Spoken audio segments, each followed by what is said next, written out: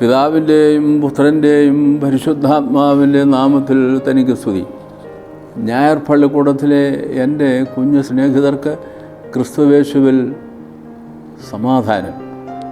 പ്രിയപ്പെട്ട കൂട്ടുകാരെ, ഇന്നത്തെ എൻ്റെ പ്രഭാഷണത്തിൻ്റെ തലക്കെട്ട് give a space for God. Give a space for the Holy Spirit. And then who is the Holy Spirit? Holy Spirit is the abiding presence of God. Holy Spirit is the abiding God എന്ന് വേണമെങ്കിൽ പറയാം. അപ്പോൾ ഇന്നത്തെ പ്രഭാഷണത്തിൻ്റെ തലക്കെട്ട് ഇങ്ങനെ നമുക്ക് ഉറപ്പിക്കാം: the abiding God, the Spirit, the abiding God. നമ്മളുടെ ഉള്ളിൽ വസിക്കുന്ന പരിശുദ്ധാത്മാവാണ് നമ്മളുടെ ഹൃദയത്തിൽ വാഴുന്ന ദൈവം. ഇന്ന് എന്തുകൊണ്ട് ഈ പ്രഭാഷണത്തിൽ ഈ ഒരു തലക്കെട്ട് സ്വീകരിച്ചു? Why I have chosen this title for today's thought, discussion, thinking, because today is the day of the Pentecost, the feast of the Pentecost. പരിശുദ്ധാത്മാവിൻ്റെ ആഗമനത്തെ ആഘോഷമാക്കുന്ന പെന്തക്കോസ്ത് പെരുന്നാൾ ദിവസമായതുകൊണ്ടാണ്. The Holy Spirit, the abiding God. നിങ്ങൾ ദൈവത്തിൻ്റെ മന്ദിരമെന്നും ദൈവത്തിൻ്റെ ആത്മാവ് നിങ്ങളുടെ ഉള്ളിൽ വസിക്കുന്നുവെന്നും നിങ്ങൾ അറിയുന്നില്ലയോ? 1 Corinthians chapter 3 verse 16. കൊരിന്ത്യർക്ക് എഴുതിയ 1-ാം ലേഖനം 3-ാം അധ്യായം 16-ാം വാക്യമാണ്. നമ്മളുടെ ശരീരം ഒരു ആലയമാണ്, ഒരു മന്ദിരമാണ്. എന്തിനു വേണ്ടി? പരിശുദ്ധാത്മാവ് നിവസിക്കുന്നതിന് വേണ്ടിയിട്ടുള്ള മന്ദിരമാണ്. അതുകൊണ്ടാണ് ഞാൻ പറഞ്ഞത് The Holy Spirit is the abiding God എന്ന് പ്രത്യേകം പറഞ്ഞത്.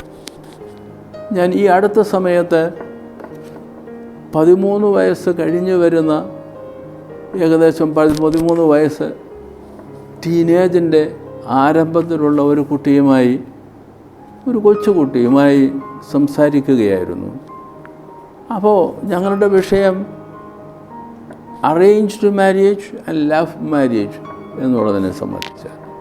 അങ്ങനെ ഒരു ഡിസ്കഷനിലേക്ക് പ്രവേശിക്കാനും വേണ്ടി ഒന്നും ആ കുട്ടിക്ക് പ്രായമായില്ല, അതിനുള്ള കെൽപ്പുമില്ല, അതിനുള്ള സന്ദർഭവുമല്ല. എങ്കിലും ആ കുട്ടി ടീനേജിലേക്ക് പ്രവേശിക്കുന്നത് കൊണ്ടാവാം ഈ കാര്യങ്ങളൊക്കെ ആ വ്യക്തിയുടെ മനസ്സിൽ ഇങ്ങനെ വന്നുകൂടുന്നു. ഒരു പക്ഷേ സ്കൂളിൽ ചെന്ന അവസരത്തിൽ സ്കൂളിലെ തരക്കാരായ ആളുകൾ, the peer group might be discussing, the friends of that person's class might be discussing all these things, love marriage and arranged marriage. അങ്ങനെ സംസാരിച്ചു വന്ന കൂട്ടത്തിൽ ആ കുട്ടി ഒരല്പം ധൈര്യത്തോടെ പറഞ്ഞു, ഒരല്പം വാശിയോടെ പറഞ്ഞു, I do not believe in arranged marriage. I am not going to marry a person whom I do not know. So I don't believe in arranged marriage. I am not the person to go for that.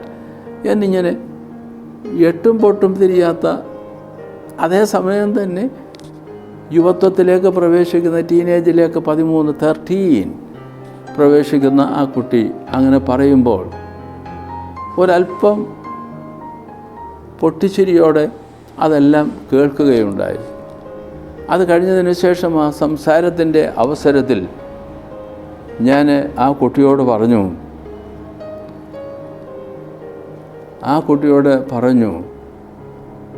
അപ്പോൾ ഇതെല്ലാം നിൻ്റെ തീരുമാനമല്ലേ? ഓ, എൻ്റെ തീരുമാനമാണ്. ഞാൻ ചോദിച്ചു, what is the space for God? Where is God? when you make a decision, important decision in your life like this, do you are very particular that God be there when you make an important decision. At that stage when you want to get married, നീ വിവാഹം കഴിക്കുന്നതിന് ഒരുങ്ങുമ്പോൾ ആ സന്ദർഭത്തിൽ ദൈവത്തിനൊരു സ്ഥാനമുണ്ടോ?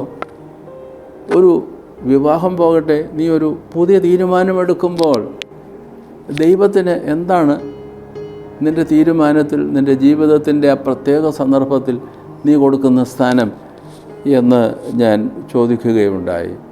ഉടനെ ആ കുട്ടി എന്നോട് ചോദിച്ചു, what does it mean practically when you say that you should give a space for God? പ്രാക്ടിക്കലായിട്ട് എന്താണ് അതിൻ്റെ അർത്ഥം?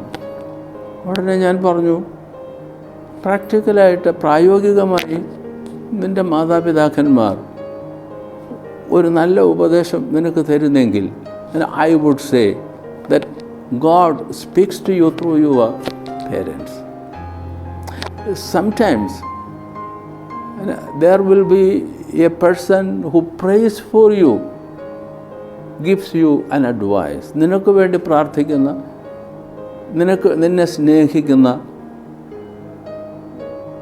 നിന്റെ നന്മ ആഗ്രഹിക്കുന്ന, ഉയർച്ച ആഗ്രഹിക്കുന്ന ഒരാൾ പരിശുദ്ധാത്മാവിൻ്റെ പ്രേരണ മുഖാന്തരമായി നിന്നോട് സംസാരിക്കുമ്പോൾ അവിടെ ദൈവം നിന്നോട് സംസാരിക്കുകയായിരിക്കാം.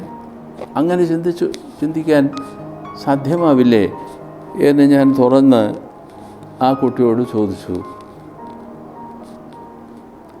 അത് കഴിഞ്ഞതിന് ശേഷം ആ ഡിസ്കഷൻ അങ്ങനെ അങ്ങ് നീണ്ടുപോയി.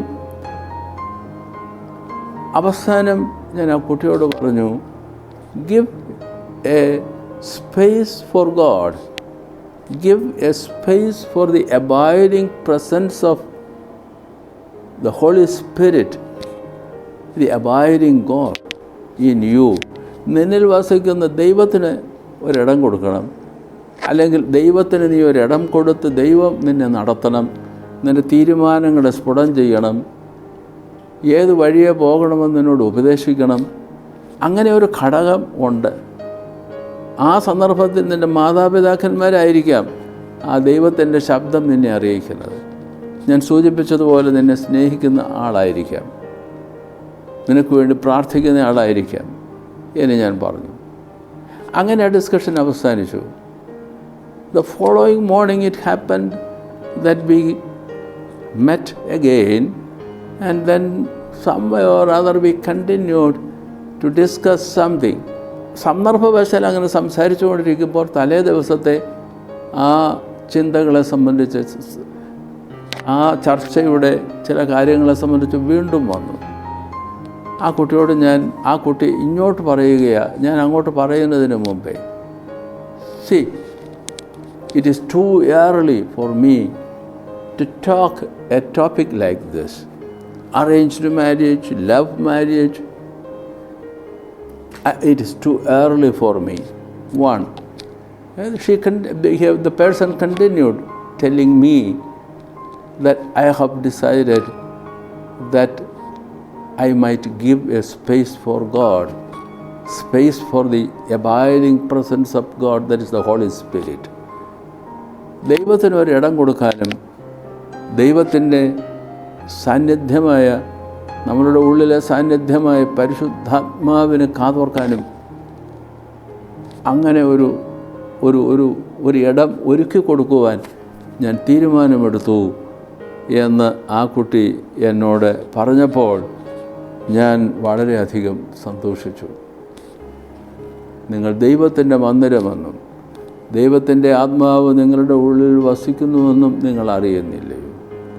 നിങ്ങളുടെ ഹൃദയത്തിൽ ദൈവസാന്നിധ്യം ഉറപ്പുവരുത്തണം. ദൈവസാന്നിധ്യം നമ്മളുടെ ഹൃദയത്തിൽ ഉണ്ടാവുക എന്ന് പറഞ്ഞാൽ ദൈവത്തിൻ്റെ നിറഞ്ഞു നിൽക്കുന്ന സാന്നിധ്യമായ പരിശുദ്ധാത്മാവ് നിങ്ങളുടെ ജീവിതത്തിൽ ഉണ്ടെങ്കിൽ പരിശുദ്ധാത്മാവ് നിങ്ങളെ വഴി നടത്തും.